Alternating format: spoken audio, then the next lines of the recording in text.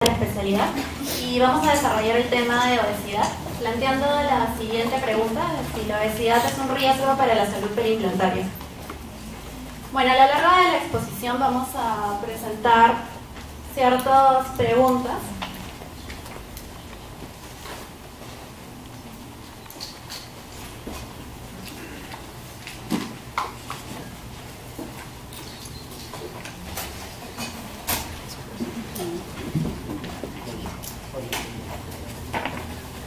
Como si, ¿qué es la obesidad? ¿Cuándo consideramos a un individuo como obeso?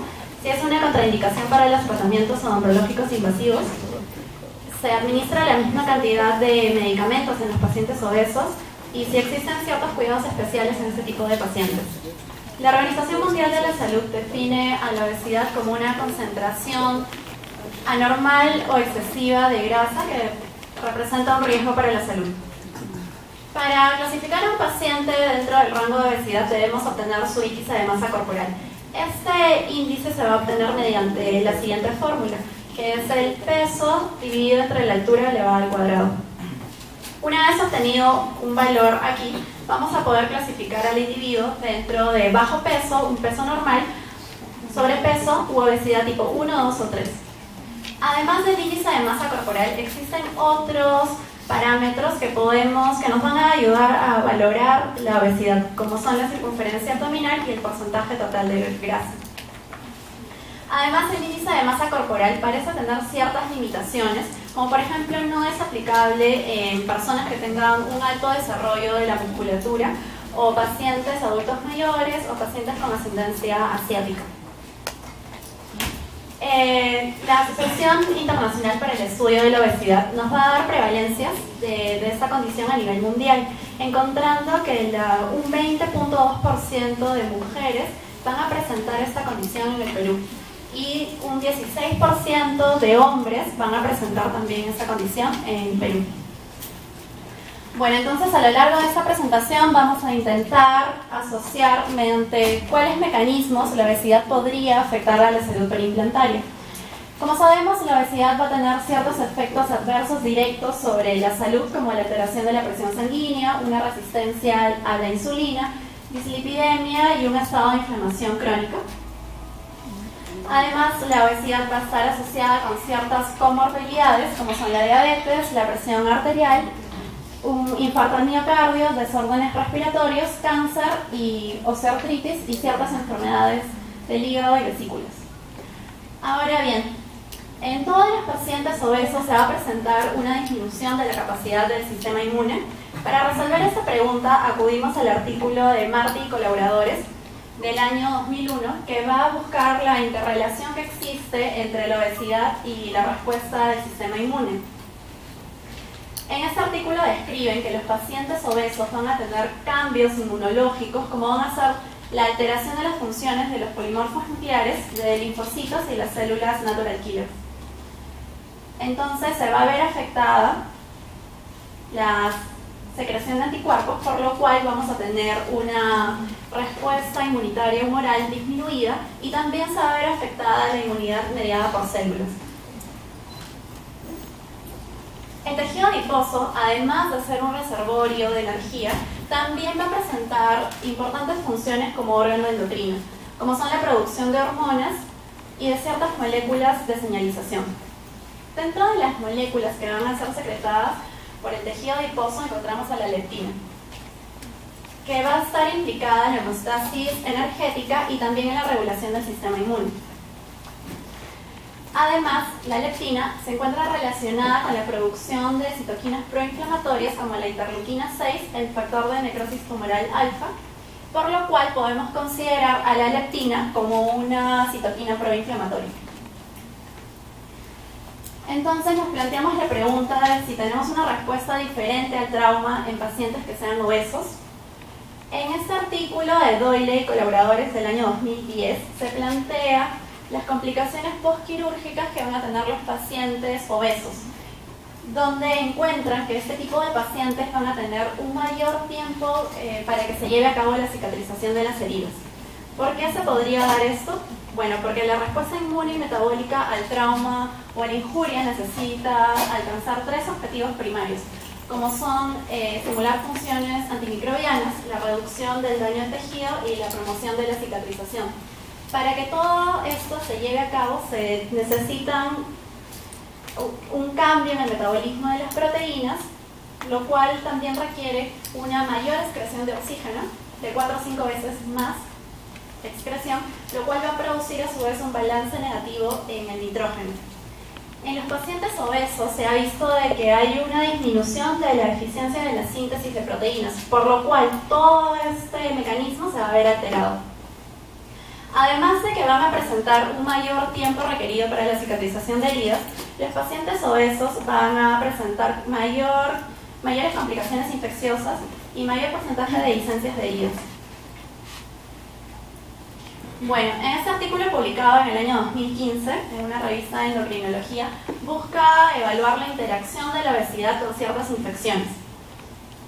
Nos encuentra este estudio que los pacientes obesos van a presentar mayor frecuencia de infecciones, las infecciones van a ser más severas y también van a presentar mayores complicaciones postquirúrgicas. Un punto importante desarrollado en este artículo es la relación, la asociación probada que existe entre la obesidad y la enfermedad periodontal. Entonces recurrimos al artículo de Agüito del año 2012, que nos va a proponer ciertos mecanismos que interlazan la obesidad con la periodontitis. Como sabemos, los pacientes obesos van a presentar un estadio incrementado de inflamación, lo cual podría estar relacionado con periodontitis. Además, es lógico suponer que un paciente obeso va a presentar mayor cantidad de tejido adiposo, que a su vez las células adipositas van a estar relacionadas, como hemos visto anteriormente, con la producción de ciertas citoquinas proinflamatorias que también van a afectar directamente o van a predisponer a un individuo a padecer de periodontitis. Además, los pacientes obesos van a presentar un incremento de ácidos grasos libres, lo cual está relacionado con la resistencia a la insulina y a su vez hemos visto de que esta condición puede estar asociada con periodontitis. Por último, estudios microbiológicos como el de Sokransky y Jafallí encuentran mayor prevalencia de ciertos periodontopatógenos como la Tannerella forsythia en pacientes obesos. Entonces, si condicionamos una microbiota más favorable para la periodontitis, también de esa manera asociaríamos la obesidad con la periodontitis.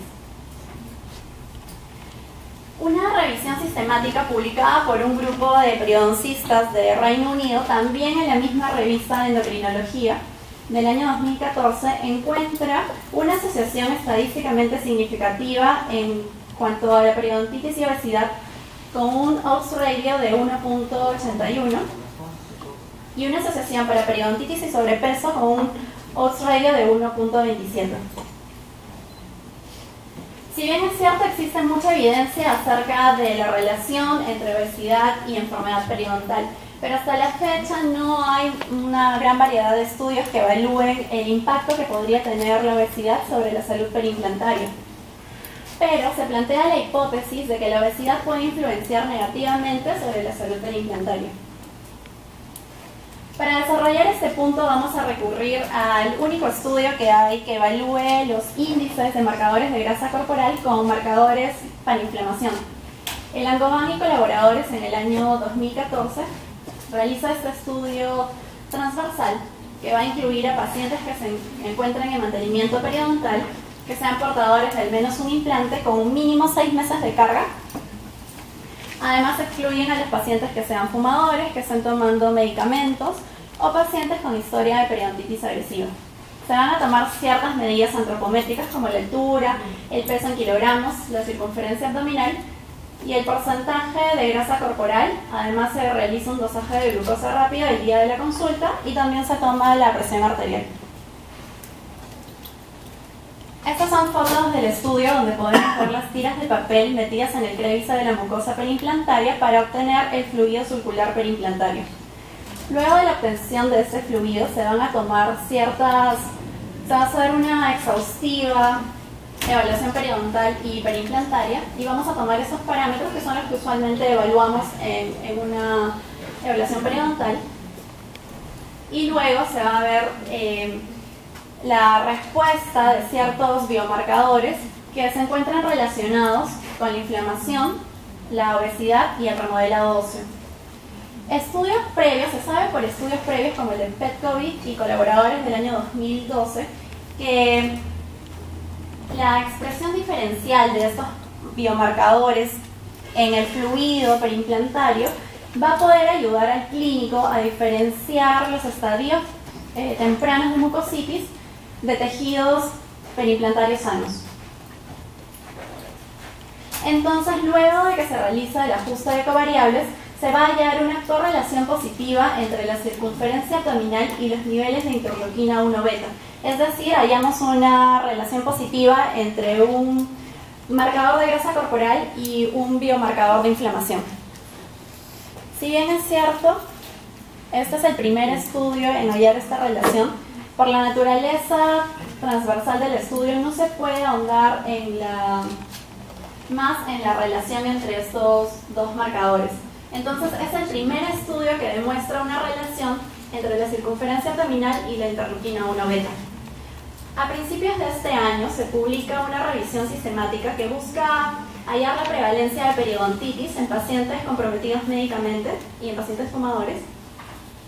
Dentro de las estrategias de búsqueda de este artículo podemos ver que se incluyen las palabras claves obesidad y síndrome metabólico. Sin embargo, como hemos mencionado hasta la fecha, no hay estudios que evalúen cómo puede influenciar la obesidad sobre la perimplantitis. Entonces, aún no tenemos evidencia acerca de la obesidad.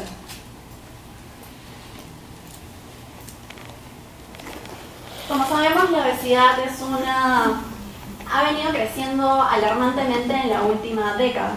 Entonces, es mucho más frecuente que un paciente obeso acuda a nuestra consulta odontológica. ¿Qué complicaciones se podrían presentar en este tipo de pacientes? Debemos recordar que en este tipo de pacientes no va a haber una expansión torácica completa, por lo cual se va a ver disminuida la inflación de los pulmones. Y esto podría desencadenar un síndrome de hipoventilación asociada a obesidad, lo cual a su vez produce hipercapnia, hipoxia, somnolencia y vasoconstricción pulmonar. Es por ello que se sugiere que no colocar a los pacientes en posición supina ni en posición de Trendelenburg, sino más bien los pacientes deben ir prácticamente sentados en una posición de Trendelenburg invertida para así maximizar el mecanismo pulmonar.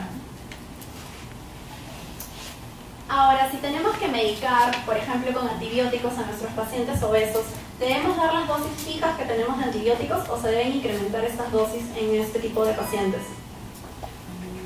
Para esto, Tucker y colaboradores en el año 2014 propone una búsqueda de estrategias óptimas de dosificación de antibióticos en pacientes obesos. Aquí en este artículo nos mencionan que los pacientes obesos van a presentar parámetros farmacocinéticos alterados. Además, el uso de dosis fijas de antibióticos podría llevar a dar una infradosis de la medicación en este tipo de pacientes.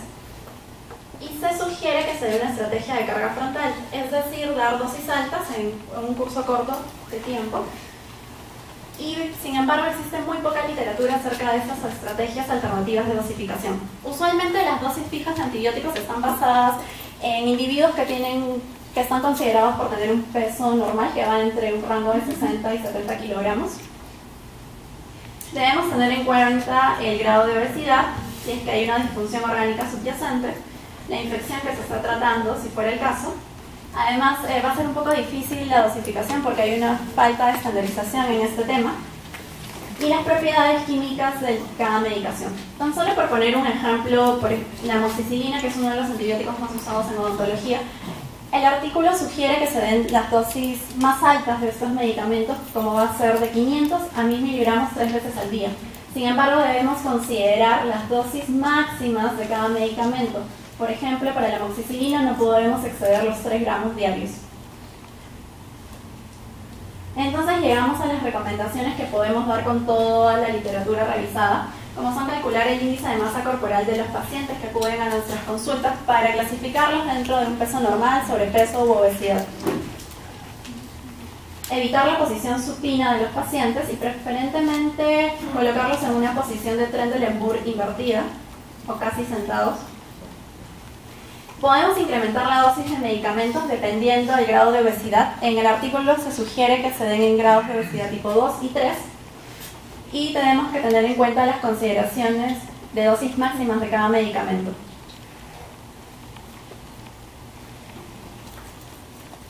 Y por último, se sugiere el manejo multidisciplinario de los pacientes para no solo mejorar las condiciones bucales, sino también mejorar la calidad de vida de estos pacientes.